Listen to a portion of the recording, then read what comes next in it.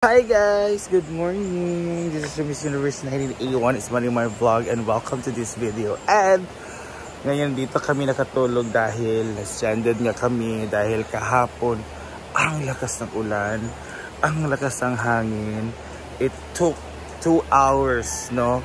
Na 2 to 3 hours, parang ganun. Na umuulan, na malakas, tapos ang hangin, grabe. Tapos yung ulan guys, hindi po nag-stop immediately. So yung ulan, yung lakas ng ulan, nag-stop lang siya pero may ulan-ulan pa rin nagkukonti sa around mga 12 until 12 AM. Kaya dito na kami natulog. So ito po yung nangyari, tingnan yung mga kapaligiran ng mga dahon. Ang daming napadpad. Basta na ng lakas ng hangin. Ginawa ko. Puntahan natin doon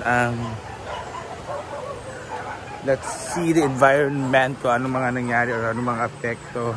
Doon ko talagang hindi na maiiwasan pag natural disaster. So hi Mama Mary, good morning Mama Mary, thank you for keeping us safe. Ano siya, may bagyo pala sa Mindanao, ginawa ko. Kaya pala tapos hindi ko pa parang ma-explain. Tapos doon sa amin daw ang daming tawag dito sa tulay namin, kasi sa amin may river din, it's Cabulug River, mas malaki dito sa river dito sa Hinaguan. So sa Cabulug River daw ang lakas ng tubig, tapos doon sa barangay namin bumaha at nag-landslide light. Ay may landslide konti, tapos may kahoy na nabali, tapos nagka-cause ng traffic. So doon hindi na siya na musad, no? Ang bagal na pag-usad ng mga sasakyan. So after din doon din sa school dito sa college ng USTP, no? University of Science Technology of the Philippines. Talagang may siya, kidlat pak goon pag ganon, napalit talaga yung sanga ng puno doon sa USTP. So wala namang na post o naitala na may mga nasaktan. So praise God din na walang nasaktan.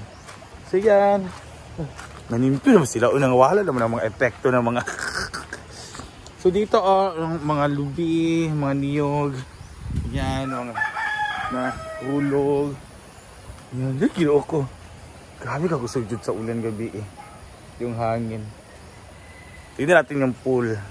So basta din naman siya. Butit walang mga punong kahoy na nabali dito sa atin. Praise God. Yan ang pool. So early tayo dito sa pool guys. Yan. Buti na lang yung pool natin is safe. Doon tayo sa ilog. Ang ilog talaga, no, ito talagang ginawa ko isa sa ang taas ng ilog kagabi. Ngayon umupa na siya. Hindi na siya umupa ng todo-todo or bonggang-bongga. Parang na lang siya, Yan, color brown pa rin siya. Ginoo ko Jesus. Yan. Talaga na-videohan ko kagabi. Ang lakas ng kidlat talaga. Ayun, Ayan. Shout out ha. I just don't know kung basta this is just our thought. Noong isipan ng province namin na i-widen to kasi every crop nga dito papunta dito. So naging natutuwa kami kasi ganito, ganyan. Ngayon, ni-wide lang nila yung mga bato tapos pinabayaan. Sige, ko, so, that's it. Hindi na continue. Kung bakit hindi na continue? Ginoo ko. Pinabayaan na wala na mga bako na nakita natin, di ba? Ginoo ko. Dibiyaan na nila. Diwaiden na nila ang suba. Tanawa. Tingnan niyo na dito, di ba? Actually, dito sa bahangan malakas. Ito, binaydin na talaga nila. Tapos yung mga bato nandito. Nung hindi pa rin binaydin to, ang ganda ng river dito, no? Dito maliliguan siya dito. Ngayon, hindi na kasi ang rami ng mga malalaking bato dahil nga winaydon nila. So, ano nangyari? Ginoo ko. O, suba o. Dito na ang tubig. So, you know what guys? Kagabi, super, ano dito? Laki. Dito siya, basa siya dito, di ba? Dito siya, dahil siya taman ang tubig. Hanggang dito yung water. Doon, di ba? Itong mga investment ibenda na mga mahal ba yan siya? Ay, yung mga simento na upuan. You know, Jesus. Yan. Ito naman, yung mga table, wala na talaga. Matagal to siya nawala until na nawala na talaga. Ito na lang nag-iisa. Nawala na yung mga table na ganyan. Sabi ni Benda, sayang. Ayun, diba? Ayun, yung upuan na isa. Ginoo ko, shout out sa Pamis, wag pinabayaan. Nakala ba namin maano na dito Ay! Ano ba siya? Anong unsa? Yung niyog, nangabali na niyog, guys. Ay, ginoo ko. Aray! Mga upuan.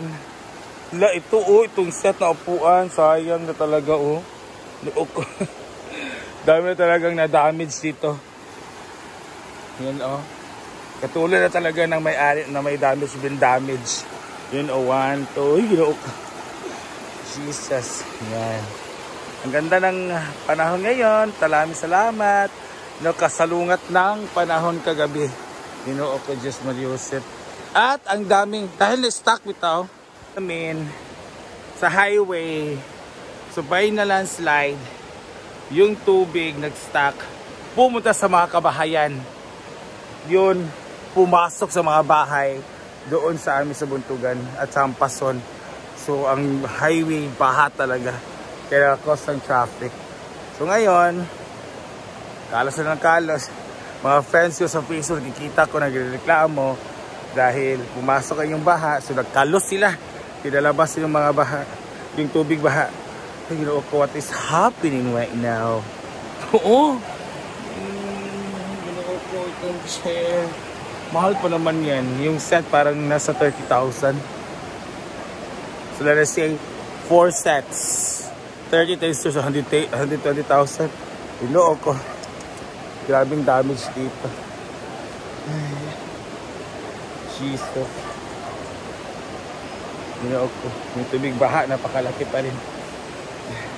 Ginoo ko tubig. So yung tulay. Yung tulay na wala. Walang tulay ngayon. So pupunta ngayon, walang tulay. So careful po. Doon, kung doon naman kayo sa spillway dadaan, doon sa spillway, ang tubig doon nababaw din, nag-spill ang water doon. So yan. Grabe, no? Lagi na lang binabaha ang farm. Lagi na lang. Kasi binabaha. It's not because ang raming bakla dito. Sabi nila kasi ang raming akla kaya binabaha. No. Lagi siya binaba dito. It depends on the weather talaga. Kasi itong farm ni Benda is nearby dito sa mga natural resources like water, natural bodies of water, the river, ganun. May falls ka doon. So falls, river, connected lang naman sila. Kaya lagi siyang binabaha dahil sa sama ng panahon, Hindi ko, I think, parang sa lagi siyang binabaha or lagi siyang lumalaki yung tubig, laging umulan, laging malakas yung hangin, ulan, dugong, kidlat. Naging natural sa amin. Pero kagabi, it's not really normal. It's our first time talaga na it took 1 hour na laging kumikidlat. Tapos ang lakas pa, grabe. Bilang namin nasa bubong ba? Parang ganun. Pag-ginoo ko. So, guys, keep safe po tayo lahat. Ay naway kung ano man ang mga trahedya na maranasan natin. So, naway maano tayo, bangon pa rin tayo ng bangon. Alam naman natin, ganyan tayo mga Pinoy na malakas loob natin. na bumangon sa lahat ng mga pagsubok na ating mga nadaraanan. And I am praying, we are praying with our Mama Mary there, doon sa Ribolto natin, na sana lahat na maapektuhan, especially sa mga kapitbahay ko kagabi, lahat naman naapektuhan, not only here sa amin, doon sa entire Philippines, entire Mindanao, na may walang masyadong nasugatan, wala masyadong nasawi or napahamak, na may lahat ay safe. So, dyan yung pinipray natin na lahat ay safe at lahat ay makamove on. Ganon. So, thank you so much for watching, guys. So, ganun talaga. This is our early vlog here sa farm near Benda. So, thank you and God bless!